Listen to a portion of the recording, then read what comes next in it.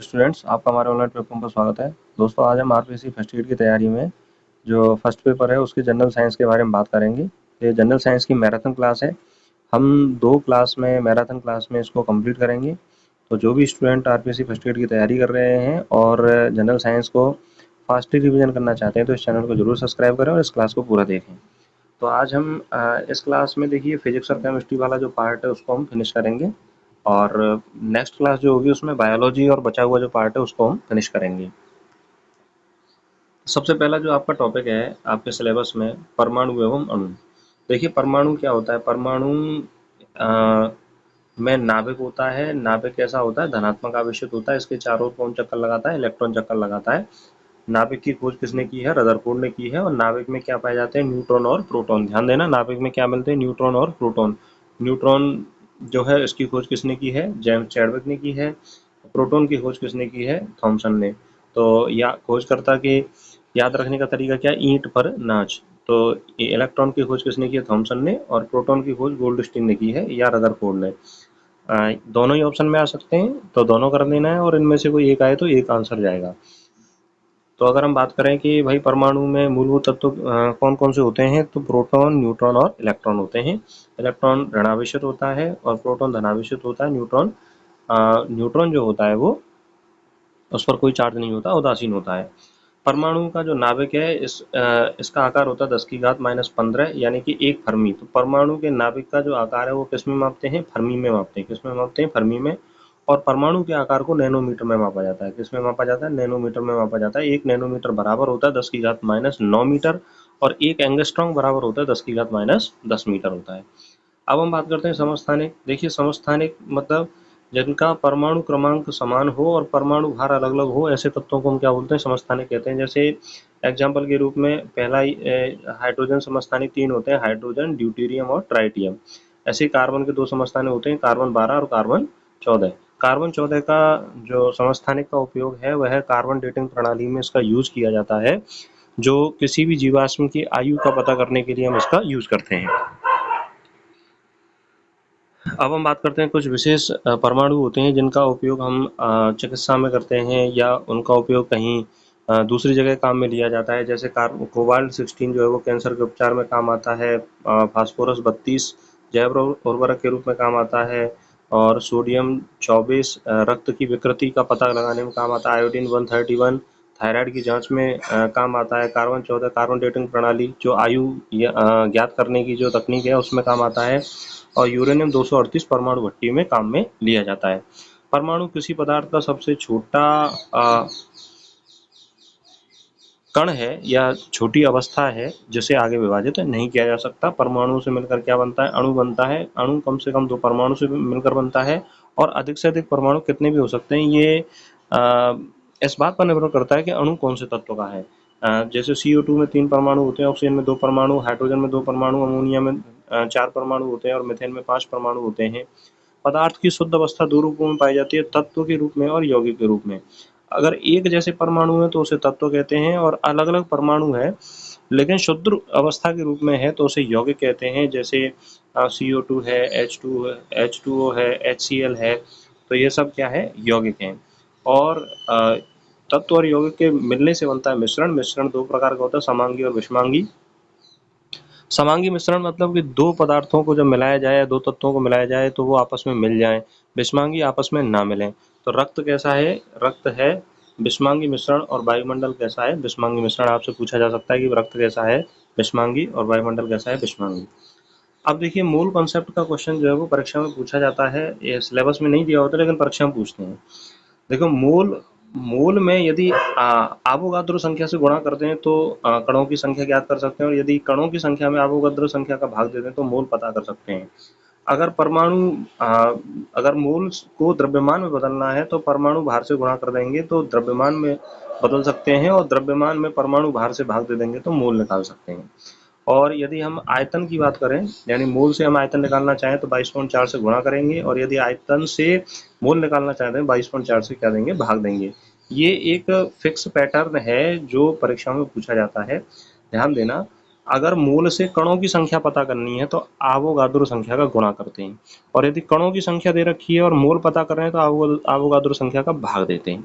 अगर हमें मूल से द्रव्यमान पता करना है ग्राम में तो हम परमाणु भार से गुणा करते हैं, और यदि द्रव्यमान से मोल पता करना है तो परमाणु भार से क्या देंगे, हम भाग देंगे। अगर मोल से आयतन पता करना है तो 22.4 से क्या करेंगे, गुणा करेंगे, और यदि आयतन से मोल पता करना है तो 22.4 से क्या देंगे, भाग देंगे। आवोगाद्रो संख्या का मान कितना होता है, एक मोल में आवोगाद्रो संख्या होती है 6.023 इंटू 10⁻23 आवोगाद्रो संख्या का मान होता है। अब जैसे एग्जाम्पल है कि 40 ग्राम में 40 ग्राम सोडियम में कितने परमाणु होते हैं, तो मोल गुणा आवोगाद्रो संख्या, और मोल क्या होता है, भार बटे अणु भार। मोल क्या होता है, भार बटे अणु भार। तो 40 ग्राम दे रखा है भार, और जो अणुभार है, सोडियम का अणुभार कितना होता है, 23 होता है, और आवोगाद्रो संख्या का गुणा करेंगे तो ये मान निकल के आ जाता है। ऐसे ही 8 ग्राम ऑक्सीजन में कितने अणु होते हैं, तो भार बटे अणुभार, भार बटे अणुभार। ऑक्सीजन का अणुभार कितना होता है, 32 होता है, और आवोगाद्रो संख्या का मान 6.023 10⁻23 होता है, तो ये मान निकल के आ जाता है। ऐसे अगला क्वेश्चन है कि 0.1 मोल में कार्बन परमाणु कितने होते हैं। तो मैंने बताया ना, मोल से कणों की संख्या पता करना है तो आवोगाद्रो संख्या का क्या करेंगे, गुणा करेंगे, तो 0.1 में गुणा कर देंगे 6.023 इंटू 10⁻23। ऐसे यदि हम बात करें कि 52 ग्राम हीलियम में कितने मोल होते हैं, तो भार कितना है, 52, और हीलियम का परमाणु या अणु भार कितना होता है, 4 होता है, तो कितने मोल हो जाएंगे, 13 मोल हो जाएंगे। ऐसे हम बात करें कि 12.044 गुणा 10⁻23 हीलियम परमाणु कितने मोल होते हैं, तो देखिए भार बटे अणुभार या आवोगाद्रो संख्या का क्या देंगे, ये कणों की संख्या दे रखी है, आवोगाद्रो संख्या से भाग दे देंगे तो 2 मोल निकल के आ जाएंगे। तो इसी तरह से हम जैसे 0.5 मोल नाइट्रोजन गैस का द्रव्यमान कितना होता है, तो 0.5 में अगर हम बात करें, मोल दे रखे हैं, और यदि उसमें नाइट्रोजन का क्या है, अणुभार यदि हम गुणा कर देंगे तो हम द्रव्यमान को पता कर सकते हैं आराम से, हमें पता चल जाएगा द्रव्यमान। एक नाइट्रोजन का क्या होता है, परमाणु भार 14 होता है, तो 2 का कितना हो जाएगा, 28 हो जाएगा। इस तरह से हम पता कर सकते हैं। अब देखिए रासायनिक अभिक्रिया वाला चैप्टर आपके सिलेबस में दिया हुआ है। लोहे पर जंग लगने का सूत्र होता है Fe2O3 और स्टील पर जिंक की परत चढ़ा दी जाए, या लोहे पर जिंक की परत चढ़ा दी जाए जिससे कि भाई जंग ना लगे, तो उसे यशत लेपन या गैल्वेनाइजेशन कहते हैं, गैल्वनीकरण कहते हैं। रासायनिक अभिक्रिया जो है वो मुख्य रूप से 4 प्रकार की होती है। एक होती है संयोजन अभिक्रिया, जैसे ए और बी मिलकर सी बनाए, या ए और बी मिलकर सी और डी बनाए, या ए बी सी मिलकर डी बनाए। जैसे फॉर एग्जांपल CaO जल से रिएक्शन करके और कैल्शियम हाइड्रोक्साइड भुजा चूना बनाता है और ऊर्जा बाहर निकलती है, और भुजा चूना कार्बन डाइऑक्साइड से रिएक्शन करके कैल्शियम कार्बोनेट बनाता है जिसे हम सफेदी कहते हैं, और पानी बाहर निकल जाता है। तो हम मार्केट से क्या लेके आते हैं, बिना भुजा चूना CaO लेके आते हैं, जो सफेदी हम बोलते हैं इसको, उसको हम पानी में मिलाते हैं, तो वो पानी में मिलकर कैल्शियम हाइड्रोक्साइड बन जाता है, भुजा चूना बन जाता है। उसकी हम जब पुताई करते हैं और वो वायुमंडलीय कार्बन डाइऑक्साइड की संपर्क में आके कैल्शियम कार्बोनेट बनाता है, सफेदी से हम कहते हैं, और पानी बाहर निकलता है। अब कोयले के दहन की बात करें तो कोयला जो है वो ऑक्सीजन के साथ मिलकर क्या बनाता है, कार्बन डाइऑक्साइड। ऐसे ही अगर हम बात करें हाइड्रोजन और ऑक्सीजन मिलकर क्या बनाते हैं, जल बनाते हैं। तो यानी कि 2 क्रिया कारक आपस में मिलकर उत्पाद बनाए, या एक उत्पाद भी बना सकते हैं, 2 उत्पाद भी बना सकते हैं, तो ऐसी अभिक्रिया को हम क्या बोलते हैं, संयोजन अभिक्रिया। क्या बोलेंगे, संयोजन। वियोजन अभिक्रिया में क्या होता है, एक क्रिया कारक होता है वह टूटता है, 2 या 2 से अधिक उत्पादों में टूटता है। जैसे FeSO4 टूटेगा Fe2O3 SO2 में, और SO3 गैस में टूट जाता है। कैल्शियम कार्बोनेट टूट जाता है CaO प्लस CO2 में, और जैसे लेड नाइट्रेट टूट जाता है PbO लेड ऑक्साइड और NO2 और ऑक्सीजन में। NO2 जो है वो भूरे रंग का धुआं निकालता है, क्या निकालता है, भूरे रंग का धुआं निकालता है। तो वियोजन अभिक्रिया का अर्थ होगा कि भाई जो क्रिया कारक है वह टूटकर 2 या 2 से अधिक क्या बनाता है, उत्पाद बनाता है। ऐसे विस्थापन अभिक्रिया 2 प्रकार की होती है, एकल विस्थापन और द्विविस्थापन। अब देखिए एक सक्रियता श्रेणी है, सक्रियता श्रेणी में ऊपर स्थित धातु नीचे स्थित धातु को क्या कर देती है, हटा देती है।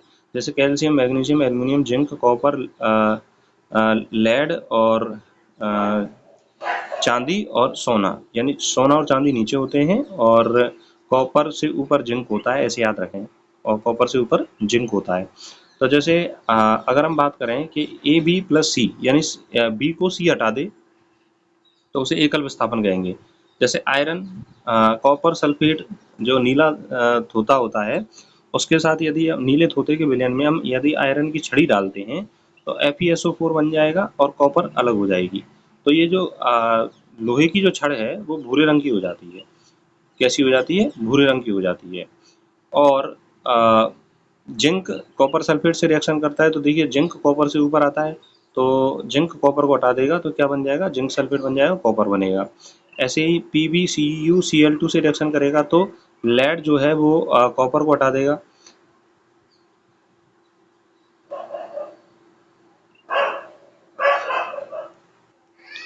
ध्यान दीजिए ये रिएक्शन नहीं होगी क्योंकि लेड जो है वो नीचे है और कॉपर ऊपर है, तो नीचे स्थित धातु ऊपर स्थित धातु को नहीं हटा सकती, तो ये रिएक्शन नहीं होगी। तो इस तरह से भी क्वेश्चन पूछा जा सकता है कि क्या ये रिएक्शन होगी या नहीं होगी। तो इस सक्रियता श्रेणी को आप याद रखें, calcium, magnesium, aluminium, zinc, copper, lead और सिल्वर एंड गोल्ड। तो ध्यान देना जिंक और कॉपर जो लेड है सीसा है उससे ऊपर आते हैं। ऊपर स्थित धातु ही नीचे स्थित धातु को क्या कर सकती है? रिप्लेसमेंट कर सकती है। अब हम बात करते हैं द्विविस्थापन अपक्रिया, जहाँ पर दो तत्वों का विस्थापन होता है उसे द्विविस्थापन अपक्रिया कहते हैं। जैसे Na2SO4 BaCl2 से क्रिया करके BaSO4 बनाएगा और NaCl बनाएगा। जैसे सल्फेट के साथ पहले सोडियम था, अब बाद में बेरियम आ जाता है, और क्लोरीन के साथ बेरियम था, बाद में सोडियम आ जाता है। चौथे प्रकार की अपक्रिया रेडॉक्स अपक्रिया। रेडॉक्स अपक्रिया का यदि हम संधि विच्छेद करें तो रिडक्शन और ऑक्सीडेशन बनता है, यानी अपचयन और ऑक्सीकरण। देखो अपचयन का अर्थ क्या है? हाइड्रोजन का जुड़ना या ऑक्सीजन का बाहर निकलना क्या कहलाता है? अपचयन कहलाता है। और जो पदार्थ अपचयन करता है उसको हम ऑक्सीकारक कहते हैं। और ऑक्सीकरण क्या है? ऑक्सीजन का जुड़ना या हाइड्रोजन का बाहर निकलना। और जो पदार्थ ऑक्सीजन करता है, ऑक्सीकरण करता है, उसे अपचायक कहते हैं। जैसे फॉर एग्जाम्पल CuO और H2 आपस में रिएक्शन करते हैं। देखिए ध्यान देना, प्रारंभ में रिएक्शन के प्रारंभ में CuO है, बाद में क्या हो गया? Cu, यानी ऑक्सीजन बाहर निकली तो इसका क्या हुआ? अपचयन। और H2 अकेला था पहले, बाद में H2O बन गया, यानी ऑक्सीजन जुड़ गई, तो इसका क्या हुआ? ऑक्सीकरण। तो जिसका अपचयन होता है वह पदार्थ क्या कहलाता है? ऑक्सीकारक। और जिसका ऑक्सीकरण होता है वह पदार्थ क्या कहलाएगा? अपचायक। ऐसे याद रख सकते हैं। तो इस तरह से याद रख लो कि भाई जिसका अपचयन होगा वो ऑक्सीकारक, उल्टा कर लेते हैं उसमें, और जिसका ऑक्सीकरण होगा उसको हम क्या कहेंगे? अपचायक कहेंगे। संक्षारण क्या है? संक्षारण जो है संक्षारण क्या होता है? किसी भी लोहे की जो धातु होती है उसमें जंग लगने की प्रक्रिया को हम क्या बोलते हैं? संक्षारण कहते हैं। तो चांदी के ऊपर वह काली परत चढ़ जाती है और कॉपर के ऊपर हरी परत चढ़ जाती है जंग लगने के कारण। एक्वारेजिया क्या है? एक्वारेजिया है कंसंट्रेट HCl और कंसंट्रेट HNO3। ध्यान देना, कंसंट्रेट HCl हाइड्रोक्लोरिक अम्ल और कंसंट्रेट नाइट्रिक अम्ल का यदि हम 3:1 के अनुपात में मिलाएं, 3:1 मतलब 3 भाग तो HCl और 1 भाग क्या है? HNO3 मिलाएं, तो उसे हम क्या बोलेंगे? एक्वारेजिया बोलेंगे। क्या बोलेंगे? एक्वारेजिया। मिश्र धातु, यानी दो धातुओं को मिलकर जो धातु का स्वरूप बनाया जाता है उसे मिश्र धातु कहते हैं। जैसे पीतल है, जिंक और कॉपर से मिलकर पीतल बनती है। टिन और लेड मिलकर फ्यूज तार बनाते हैं, जिसे टाँका भी बोलते हैं, सोल्डर भी कहते हैं। कॉपर और टिन मिलकर क्या बनाते हैं? कांसा बनाते हैं। 24 कैरेट गोल्ड प्योर सोना होता है। आभूषण जो सोना होता है वो 22 कैरेट गोल्ड होता है। 22 कैरेट का मतलब होता है 22 भाग क्या है? सोना है, और 2 भाग उसमें क्या है? तांबा है। विकृत गंध का मतलब, विकृत गंधता, रेंसिडिटी क्या होती है? भोजन का खराब होना या स्वाद बदल जाना भोजन का, उसे हम क्या बोलते हैं? रेंसिडिटी कहते हैं। अब हम बात करते हैं कार्बन एवं इट्स कंपाउंड। देखिए कार्बन के अपर रूप होते हैं, क्रिस्टलीय अपर रूप होते हैं 3, हीरा, ग्रेफाइट और फ्लोरीन। हीरा प्रकृति का सबसे कठोर पदार्थ है, कुचालक होता है, इसकी संरचना चतुष्फलकीय होती है। ग्रेफाइट जो है इसे काला सीसा भी कहा जाता है, सुचालक होता है, षटकोणीय परतदार इसकी संरचना होती है, और यह शुष्क स्नेहक के रूप में काम आता है। और ध्यान देना ग्रेफाइट जो है वो ऐसा अपर रूप है जो विद्युत का चालक है, और परमाणु भट्टी में मंदक के रूप में ग्रेफाइट का प्रयोग किया जाता है। फ्लोरीन गेंद जैसी संरचना होती है, और C16 या C50 इसको बोलते हैं। 60 कार्बन मिलके या 50 कार्बन मिलके गेंद जैसी संरचना बनाती हैं फ्लोरीन की, और इसका आणविक बॉल बियरिंग में इसका यूज किया जाता है। कार्बन के अक्रिस्टलीय रूप कौन कौन से हैं? जैसे कोयले के रूप में पीट कोयला सबसे खराब कोयला होता है, लिग्नाइट भूरा कोयला होता है जिसमें 67% कार्बन पाया जाता है, बिटुमिनस 80% कार्बन पाया जाता है, पीली ज्वाला के साथ जलता है, एंथ्रासाइड 90% 90 से 95% कार्बन पाया जाता है, और सबसे उत्तम प्रकार का कोयला होता है नीली ज्वाला के साथ जलता है। तो ये कार्बन कोयले के क्या हैं? प्रकार हैं जो कार्बन के रूप में मिलते हैं। कोक क्या होता है? धुआं रहित कोयले को कोक कहते हैं। चारकोल, लकड़ी के कोयले को चारकोल कहा जाता है। ये गैसों का सर्वश्रेष्ठ अवशोषक माना जाता है। काजल या कार्बन ब्लैक में 99% कार्बन पाया जाता है। कितना परसेंट कार्बन पाया जाता है? 99%। कार्बन के यौगिक में एलपीजी, एलपीजी में क्या होते हैं? प्रोपेन, ब्यूटेन और एथेन। मेन कंटेंट क्या होता है? ब्यूटेन होता है। एलपीजी का रिसाव की जानकारी के लिए थायोमरकेप्टेन पदार्थ से हम पता लगाते हैं। सीएनजी, कंप्रेस्ड नेचुरल गैस, इसके मुख्य अवयव होता है मेथेन। बायोगैस, इसका मुख्य अवयव होता है मेथेन। और मतलब कार्बन मोनोऑक्साइड में यदि नाइट्रोजन गैस मिलाई जाए तो उसे हम बोलेंगे प्रोड्यूसर गैस। और कार्बन मोनोऑक्साइड में हाइड्रोजन गैस मिलाई जाए तो उसे हम क्या बोलेंगे? वाटर गैस या भाप अंगार गैस। ध्यान देना, प्रोड्यूसर को ना मतलब प्रोड्यूसर को मतलब CO प्लस ना मतलब N2। तो कार्बन मोनोऑक्साइड में CO प्लस N2 मतलब प्रोड्यूसर गैस में मतलब प्रोड्यूसर को ना CO प्लस N2, और वाटर को हाँ तो CO plus H2। Carbon monoxide में हाइड्रोजन गैस मिला देते हैं तो वाटर गैस या भाप अंगार गैस उसे कहते हैं। अब हम बात करते हैं पॉलीमर बहुलक के बारे में। बहुलक दो प्रकार के होते हैं, प्राकृतिक और कृत्रिम। प्राकृतिक बहुलक कौन कौन से होते हैं? स्टार्च है, सेलुलोज है, रबर है। रबर जो है वो इसका मोनोमर क्या है? आइसोप्रीन है। मोनोमर क्या? एक अलग इकाई क्या है? आइसोप्रीन है। ये इंपॉर्टेंट है। और रेजिन प्राकृतिक बहुलक है। याद रखना, रेजिन कैसा है? प्राकृतिक बहुलक है। ऐसे ही हम कृत्रिम बहुलक के बारे में बात करते हैं तो कृत्रिम बहुलक तीन तरह के होते हैं, संश्लेषित रेसे और प्लास्टिक और संश्लेषित रबड़।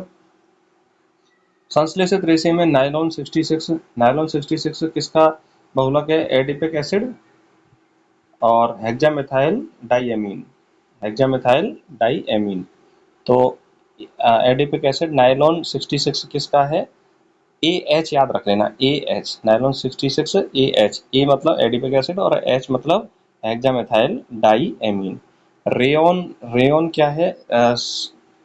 सेलुलोज का बना होता है, कृत्रिम रेशा है। पॉलिस्टर और टेरिलीन, टेरिलीन जो है वो TET याद रख लेना, TET। E मतलब एथाइलिन ग्लाइकोल और T मतलब टरथेलिक एसिड, और T से बन जाएगा टेरिलीन जिसे हम डेक्रॉन कहते हैं। क्या बोलते हैं? Dacron, Dacron.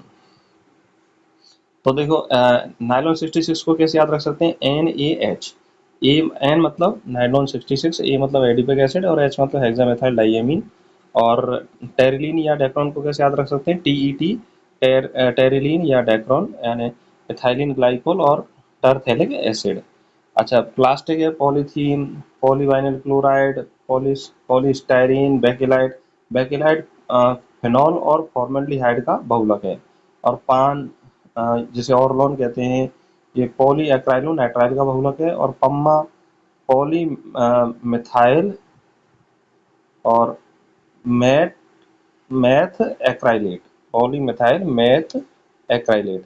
अब प्लास्टिक जो है वो दो प्रकार की होती है, थर्मोसेटिंग और थर्मोप्लास्टिक। थर्मोसेटिंग जो है बेकेलाइट और फॉर्मल्डिहाइड रेजिन जो है वो थर्मोसेटिंग प्लास्टिक का उदाहरण है। तो याद रखना, बेकेलाइट क्वेश्चन बहुत ज़्यादा पूछा जाता है परीक्षा में। तो बेकेलाइट जो है वो थर्मोसेटिंग प्लास्टिक का उदाहरण है। और थर्मोप्लास्टिक का उदाहरण है पॉलीथीन, PVC और पान, पम्मा और पॉलीस्टाइरीन। संश्लेषित रबड़ में ब्यूना S और ब्यूना N। ब्यूना मतलब होता है ब्यूटाडाइन और S मतलब स्टाइरिन, और ब्यूना मतलब ब्यूटाडाइन और N मतलब एक्राइलोनाइट्राइल। एक्राइलोनाइट्राइल से बनता है ब्यूना N और ब्यूना S बनेगा ब्यूटाडाइन प्लस स्टाइरिन। अब हम बात करते हैं साबुन और अपमार्जक। देखिए साबुन जो है वो उच्च वसा और में सोडियम हाइड्रोक्साइड या पोटेशियम हाइड्रोक्साइड को मिलाएं। उच्च वसा कौन कौन सी? स्टेरिक, पामेटिक और ओलिक जो वसा है उसमें यदि सोडियम हाइड्रोक्साइड या पोटेशियम हाइड्रोक्साइड को मिलाएं तो इन सोडियम व पोटेशियम के लवण बनते हैं और ग्लिसरॉल सह उत्पाद के रूप में निकलता है। किस रूप में निकलता है? ग्लिसरॉल सह उत्पाद के रूप में निकलता है, तो उसे हम बोलते हैं साबुन। और सोडियम एल्काइल बेंजीन सल्फोनेट को हम क्या बोलते हैं? अपमार्जक। अपमार्जक होती है सर्फ, शैम्पू जो है अपमार्जक का उदाहरण है। साबुन जो है वो प्रकृति को नुकसान नहीं पहुंचाता लेकिन हाथों को नुकसान पहुंचाता है। अपमार्जक प्रकृति को नुकसान पहुंचाती है लेकिन हाथों को नुकसान नहीं पहुंचाती। हमें इसीलिए साबुन का उपयोग ज़्यादा करना चाहिए, ना कि अपमार्जक का। अब हम बात करते हैं बल एवं गति के बारे में बात करते हैं। देखिए बल जो होता है वो द्रव्यमान गुणा त्वरण का जो गुणनफल होता है उसे बल कहते हैं। बल का मात्रक क्या है? न्यूटन होता है। और गुरुत्वीय नियतांक का मान होता है 6.67 इंटू 10⁻⁻11 न्यूटन मीटर स्क्वायर पर किलोग्राम स्क्वायर। ये गुरुत्वाकर्षण के गुरुत्वीय नियतांक का मान है 6.67 इंटू 10⁻11 न्यूटन मीटर स्क्वायर पर किलोग्राम स्क्वायर। ससंजन क्या होता है? ससंजन होता है जैसे लकड़ी और प्लस पानी का आपस में आकर्षण बल होता है, उसे ससंजन कहते हैं। और आसंजन क्या है? जैसे अलग अलग पदार्थ का आकर्षण होता है, जैसे शीशे में पानी का जो आकर्षण है उसे हम क्या बोलेंगे? आसंजन बल कहेंगे। अगर कोई व्यक्ति चंद्रमा पर चला जाता है तो उसका भार कितना रह जाता है? 1/6 रह जाता है। क्या रह जाता है? 1/6। अपकेंद्रीय बल के उदाहरण है वॉशिंग मशीन, दूध से क्रीम निकालना। अपकेंद्रण का उदाहरण है दही से मक्खन निकालना, अपकेंद्रण का उदाहरण है। आवेग जो होता है बल गुणा समय, आवेग आवेग कहलाता है बल गुणा समय। और संवेग क्या होता है? द्रव्यमान गुणा वेग के गुणनफल को हम क्या बोलते हैं? संवेग कहते हैं। न्यूटन की गति का पहला नियम क्या है? जड़त्व का नियम। जड़त्व का नियम है यानी कि कोई वस्तु स्थिर है तो स्थिर रहना चाहती है, गतिशील है तो गतिशील रहना चाहती है। यानी पहला नियम बल की आवश्यकता को बताता है। और दूसरा नियम संवेग परिवर्तन का नियम है, यानी कि किसी भी वस्तु की गति में परिवर्तन करना है तो हमें बल लगाना होगा। F = dp/dt। ये बल की परिभाषा को बताता है और यही बताता है F = ma, यानी द्रव्यमान गुणा त्वरण जो है वह क्या कहलाता है? बल कहलाता है। तीसरा नियम है क्रिया प्रतिक्रिया का नियम। प्रत्येक क्रिया की प्रतिक्रिया होती है। रॉकेट प्रणोदन, रॉकेट जो ऊपर छोड़ा जाता है तो उसका कौन सी न्यूटन के कौन सी गति के नियम पर आधारित है? तो वह आधारित है न्यूटन के तीसरे नियम पर आधारित है। अगर हम किसी वस्तु को ऊपर फेंकते हैं तो ऊपर फेंकने पर प्रारंभ में कोई भी ऊर्जा नहीं होती, लेकिन जैसे जैसे ऊपर जाती है तो उसमें स्थितिज ऊर्जा बढ़ती है और गतिज ऊर्जा उसकी क्या होती है? कम होती है। और एक स्थिति पे आके इनकी गतिज ऊर्जा क्या हो जाएगी? शून्य हो जाएगी और रुक जाएगी। और वो नीचे आएगी तो स्थितिज ऊर्जा कम होगी और गतिज ऊर्जा का मान क्या हो जाएगा? बढ़ जाएगा। गतिज ऊर्जा का फॉर्मूला होता है K = ½ mv²। और स्थितिज ऊर्जा का फॉर्मूला होता है mgh। स्थितिज ऊर्जा क्या है कि किसी वस्तु की स्थिति के कारण जो ऊर्जा होती है वो स्थितिज ऊर्जा होती है। U से इंडिकेट करते हैं इसको। और इसका फॉर्मूला होता है mgh, जहाँ m द्रव्यमान है, g गुरुत्वीय त्वरण है और h क्या है? ऊंचाई है। और गतिज ऊर्जा क्या है? किसी वस्तु की गति के कारण जो ऊर्जा होती है उसे गतिज ऊर्जा कहते हैं। K = ½ mv², यानी कि m क्या द्रव्यमान और v क्या वस्तु का वेग है। तो ऊपर जाएंगे तो गति कम होगी, इसीलिए गतिज ऊर्जा का मान कम होता है। नीचे आएंगे तो वस्तु की गति बढ़ती है, इसीलिए गतिज ऊर्जा का मान क्या होता है? ज़्यादा होता है। क्वेश्चन आता है पेपर में और फॉर्मूले को पुट करके हम आसानी से सॉल्व कर सकते हैं। कार्य एवं ऊर्जा। कार्य क्या होता है? बल गुणा बल की दिशा में विस्थापन कार्य कहलाता है। F.d इस फॉर्मूले को बोलते हैं और FD cos थीटा इसका फॉर्मूला है।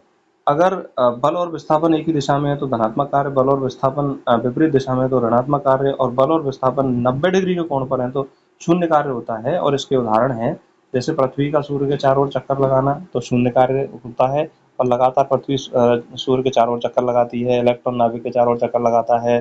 कुली द्वारा सामान ले जाना, या कोई पनहरी है या पानी लेके जो महिलाएं आती हैं तो वो अपने सर पर जो मटकी भर के लेके आती हैं तो उनके द्वारा क्या कार्य क्या होता है? शून्य होता है, क्योंकि कार्य और विस्थापन में जो बल और विस्थापन में जो कोण का जो एंगल है वो कितना रहता है? 90 डिग्री रहता है।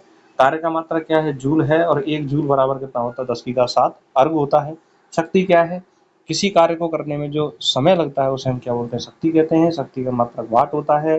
1 किलोवाट जो आवर है वो ऊर्जा का व्यावसायिक मात्रक है, जिसे एक यूनिट कहते हैं। इसका मान होता है 3.6 गुणा 10�6। एक यूनिट निकालने के लिए सूत्र क्या है? दिन गुणा वाट गुणा घंटा बटे 1000। दिन गुणा वाट गुणा घंटा बटे 1000, ये यूनिट निकालने का क्या है? सूत्र है। अब विद्युत के बारे में बात करते हैं तो देखिए आवेश प्रवाह की दर को क्या बोलते हैं? धारा कहते हैं। धारा बराबर क्या होता है? आवेश बटे समय Q/T। धारा आवेश का मात्रा क्या होता है? कूलाम होता है। और धारा का मात्रा क्या है? एम्पियर होता है। 1 मिली एम्पियर बराबर होता है 10⁻³ एम्पियर। 1 माइक्रो एम्पियर बराबर होता है 10⁻6 एम्पियर। दो बिंदुओं के बीच विभवांतर पता करते हैं हम कार्य बटे आवेश से। जो B = W/Q, यानी दो बिंदुओं के बीच यदि वोल्टेज पता करने हैं तो फॉर्मूला है V = W/Q। इसका विभवांतर का मापन किया जाता है वोल्ट मीटर द्वारा और इसका मात्रक क्या है? वोल्ट है। अब देखिए धारा का मापन अमीटर करता है और विभव का मापन कौन करता है? वोल्ट मीटर करता है। ओम का नियम, यानी कि किसी तार में यदि धारा प्रवाहित की जाती है तो विभवांतर और धारा क्या होते हैं, समानुपाती होते हैं। V बराबर आई आर, आर क्या है जहाँ पर प्रतिरोध है, आर बराबर बी अपॉन आई, और आर का मात्रक क्या होता है, ओम होता है। और प्रतिरोध की निर्भरता किस पर होती है, पदार्थ की प्रकृति पर, लंबाई पर, अनुप्रस्थ काट पर और ताप पर। आर बराबर रो एल अपॉन ए, या रो क्या है, ये जो एक उल्टा सीधा साइन आपको दिख रहा होगा, ये वैद्युत प्रतिरोधकता या इसको प्रतिरोधकता कहते हैं। इसका जो मात्रक होता है वो ओम मीटर, ध्यान देना एग्जाम की दृष्टि से ये इंपॉर्टेंट है। इसका मात्रक क्या है, ओम मीटर। और रो कैसे बोलते हैं, प्रतिरोधकता को। अब रो जो है वो धातु व मिश्र धातु के लिए कम होता है, इसीलिए वैद्युत के चालक होते हैं, प्रतिरोधकता इनकी कम होती है, 10⁻⁸ से 10⁻⁶ ओम मीटर होता है। और विद्युतरोधी पदार्थ होते हैं जैसे रबर और कांच है, उसके लिए रो का मान ज़्यादा होता है, 10⁻12 से 10⁻17 ओम मीटर। आर और रो का जो मान है वो ताप बदलने पर क्या होता है, बदलता है। मिश्र धातु की प्रतिरोधकता धातुओं से अधिक होती है, इसीलिए मिश्र धातुओं का प्रयोग प्रेस और टोस्टर बनाने में किया जाता है। टंगस्टन का उपयोग बल्ब का तंतु बनाने में करते हैं। कॉपर और एल्यूमिनियम का उपयोग विद्युत के तार बनाने में करते हैं। प्रतिरोधों का संयोजन यदि समांतर क्रम है, एक दूसरे के सामने किया जाए तो समांतर क्रम, और एक दूसरे के साथ किया जाए तो श्रेणी क्रम। श्रेणी क्रम में धारा समान रहती है, विभव अलग अलग होता है। और आर मतलब टोटल जो प्रतिरोध है वो R1 R2 प्लस R3 होता है। और जो समांतर क्रम संयोजन है उसमें विभव समान रहता है और धारा क्या होती है, बट जाती है। I बराबर I1 I2 I3, और जो टोटल प्रतिरोध है 1/R is equal to 1/R1 plus 1/R2 plus 1/R3। ये क्वेश्चन आता है पेपर में, आपने किए भी होंगे। तो इस समांतर क्रम का तो 1/R is equal to 1/R1 plus 1/R2 plus 1/R3 से कर सकते हैं। श्रेणी क्रम का R is equal to R1 plus R2 plus R3 से कर सकते हैं। और देखिए ध्यान देना, अमीटर जो होता है वो श्रेणी क्रम में लगाया जाता है, और वोल्ट मीटर ये देखिए, अमीटर श्रेणी क्रम में लगाया जाता है और वोल्ट मीटर समांतर क्रम में लगाया जाता है। अगर हम कहीं भी लगाएंगे वोल्ट मीटर तो समांतर क्रम में, और अमीटर कहाँ लगाएंगे, श्रेणी क्रम में। अब बात करते हैं विद्युत धारा का तापीय प्रभाव। तापीय प्रभाव का मतलब होता है कि यदि किसी तार से लगातार विद्युत धारा प्रवाहित होती है तो वो गर्म हो जाता है, और गर्म होने को प्रभाव को क्या बोलते हैं, तापीय प्रभाव बोलते हैं। और ये जो गर्म होता है, हीट जो निकलती है, उसका मान होता है V इंटू आई इंटू टी। V क्या है, वोल्टेज है, I धारा है, और T क्या है, टाइम है। या इसी को H बराबर I स्क्वायर RT के रूप में नाप सकते हैं हम, इसे जूल तापन नियम भी कहते हैं। और विद्युत का उपयोग जो है वो प्रकाश के रूप में भी किया जा सकता है। टंगस्टन में जब विद्युत धारा प्रवाहित की जाती है तो वो गर्म होकर क्या है, प्रकाश जो है फैलाती है। टंगस्टन का गलनांक जो है वो 3380 डिग्री सेंटीग्रेड होता है। बल्ब में नाइट्रोजन और आर्गन गैस भरी जाती हैं, जिसके कारण जो तंतु है, बल्ब का तंतु, उसकी आयु जो है वो बढ़ जाती है। फ्यूज तार टिन और लेड से बना होता है, श्रेणी क्रम में लगाया जाता है, और इसका निम्न गलनांक होता है और अधिक प्रतिरोधकता होती है। घरों में जो विद्युत सप्लाई होती है उस 220 वोल्ट होते हैं, और जो धारा है वो 50 एम्पियर की होती है। विद्युत शक्ति का जो फॉर्मूला है P बराबर V इंटू आई, या P बराबर I square R is equal to V square upon R। अब शक्ति का मात्रा क्या होता है, वाट होता है। 1 किलोवाट आवर 1 यूनिट के बराबर होता है, और 3.6 गुणा 10⁶ इसका मान होता है जूल। और विद्युत का व्यावसायिक मात्रक है 1 किलोवाट आवर। यूनिट निकालने के लिए वाट गुणा दिन गुणा घंटा बटे 1000 का भाग दे देते हैं, और यदि खर्चा निकालना है तो जितने यूनिट है, कितने रुपए की एक यूनिट है, उसका मल्टीप्लाई कर देंगे तो खर्चा निकल के आ जाता है। इलेक्ट्रॉन पर आवेश का मान कितना होता है, तो -1.6 इंटू 10⁻⁻19 कूलाम। चालक पदार्थ कौन कौन से होते हैं, जो धातुएं होते हैं चालक पदार्थ होते हैं, कॉपर, सिल्वर और एल्यूमिनियम चालक पदार्थ है। कुचालक पदार्थ लकड़ी, रबर और प्लास्टिक। अर्धचालक सिलिकॉन और जर्मेनियम। सिलिकॉन और जर्मेनियम, इनका उपयोग डायोड, ट्रांजिस्टर और आईसी में करते हैं। विद्युत चुम्बकीय तरंग सिद्धांत किसने दिया है, मैक्सवेल ने दिया है। किसने दिया है, मैक्सवेल ने। इसको हम याद रख सकते हैं। अब हम बात करते हैं ध्वनि के बारे में। तो ध्वनि का उत्पादन कंपन के द्वारा होता है। किसके द्वारा होता है, कंपन। ध्वनि का संचरण जो है वो ठोसों में सबसे अधिक, द्रव में उससे कम, और गैसों में सबसे कम होता है। और संपीड़न और विरल के रूप में ध्वनि संचारित होती है। प्रकाश एक अनुप्रस्थ तरंग है, माध्यम पर निर्भर नहीं करती। ध्वनि अनुदैर्ध्य तरंग है, माध्यम पर निर्भर करती है। और ध्वनि के अवलक्षण क्या है, ध्वनि में आवृत्ति पाई जाती है, आवृत्ति का मात्रक हर्ट्ज है। और ध्वनि में आयाम होता है, और ध्वनि में वेग होता है। और ध्वनि का जो वेग का फॉर्मूला है V बराबर एन लैम्डा। एन जहाँ पर क्या है, आवृत्ति है, इसको न्यू भी कहते हैं, न्यू लैम्डा भी कहते हैं। और आवृत्ति बराबर होती है 1/T। आवर्तकाल का जो प्रतिलोम संबंध होता है वो आवृत्ति होती है। तरंग दैर्घ्य ध्वनि कितनी दूरी पर, कोई भी तरंग कितनी दूरी पर चलती है उसे तरंग दैर्घ्य कहते हैं। इसका मात्रक क्या होता है, मीटर होता है। ध्वनियों में यदि भेद करना है तो किसके द्वारा करते हैं, तारत्व से करते हैं। तारत्व किस पर निर्भर करती है, आवृत्ति पर निर्भर करती है। टोन क्या होता है, एकल आवृत्ति की ध्वनि को टोन कहते हैं। स्वर क्या होता है, अनेक आवृत्तियों का जो मिश्रण की ध्वनि होती है वो स्वर कहते हैं, जिसे नोट कहते हैं। और नॉइस क्या है, नॉइस कर्ण अप्रिय ध्वनि को हम क्या बोलते हैं, नॉइस कहते हैं। अच्छा, ध्वनि का वेग क्या होता है, v बराबर एन लैम्डा होता है। v बराबर लैम्डा अपॉन टीवी होता है। v बराबर लैम्डा अपॉन टीवी होता है। या लैम्डा क्या है, ध्वनि तरंग द्वारा चली गई दूरी, और t क्या है, समय। वायु में ध्वनि की चाल 0 डिग्री सेंटीग्रेड पर 331 मीटर पर सेकंड होती है। 22 डिग्री सेंटीग्रेड पर 344 मीटर पर सेकंड होती है। इको क्या होती है, इको ध्वनि का परावर्तन होता है। समय कितना होना चाहिए, 0.1 सेकंड होना चाहिए। और न्यूनतम दूरी कितनी होनी चाहिए, 17.2 मीटर होनी चाहिए। अनुरणन जैसे रिवर्बरेशन बोलते हैं। बड़े हॉल में ध्वनि की दीवारों से बारंबार परावर्तन के कारण जो गूंज उठती है उसे अनुरणन बोलते हैं, रिवर्बरेशन कहते हैं। ध्वनि के अनुरणन से के यूज क्या है, मेगाफोन में, लाउड स्पीकर और हॉर्न में, और हॉर्न बजाने में, शहनाई में इसका यूज किया जाता है। सिनेमा हॉल में, सम्मेलन हॉल में इसका यूज करते हैं। स्टेथोस्कोप जो है हृदय व फेफड़े की ध्वनि सुनने में काम आता है, जो डॉक्टर यूज करते हैं। अच्छा, ध्वनि की श्रव्यता के आधार पर ध्वनि 3 प्रकार की होती है। श्रव्य ध्वनि 20 हर्ट्ज से 20,000 हर्ट्ज तक के जो बीच की ध्वनि होती है, जिसे मनुष्य सुन सकता है, उसे श्रव्य ध्वनि कहते हैं। उससे कम 20 हर्ट्ज से कम अवश्रव्य, और 20,000 हर्ट्ज से अधिक पराश्रव्य। पराश्रव्य ध्वनि को कौन सुन सकता है, डॉल्फिन, चमगादड़ और कुत्ता। और राइनोसेरस जो गैंडा है वो 5 हर्ट्ज की ध्वनि, अवश्रव्य ध्वनि उत्पन्न करता है। और व्हेल और हाथी जो है वो अवश्रव्य ध्वनि उत्पन्न करते हैं, और भूकंप से पहले अवश्रव्य ध्वनि सुनी जा सकती है। जो छोटे छोटे जंतु होते हैं उनको सूचना दे देते हैं। पराध्वनि का उपयोग किसमें करते हैं, सफाई में करते हैं, दरार का पता लगाने में करते हैं, ईसीजी में करते हैं, मानव के आंतरिक भाग जैसे यकृत, पित्ताशय, गर्भाशय, किडनी में पथरी और ट्यूमर की जांच करने में, अल्ट्रा जो सोनोग्राफी है उसमें पराध्वनि का यूज करते हैं। ध्वनि के गुण क्या होते हैं, तीव्रता होती है, तीव्रता आयाम पर निर्भर करती है। और तीव्रता की इकाई क्या होती है, ध्वनि की तीव्रता की इकाई डेसिबल। तारत्व ध्वनि का भारीपन या तीखापन बताता है, जो आवृत्ति पर निर्भर करता है। और ध्वनि में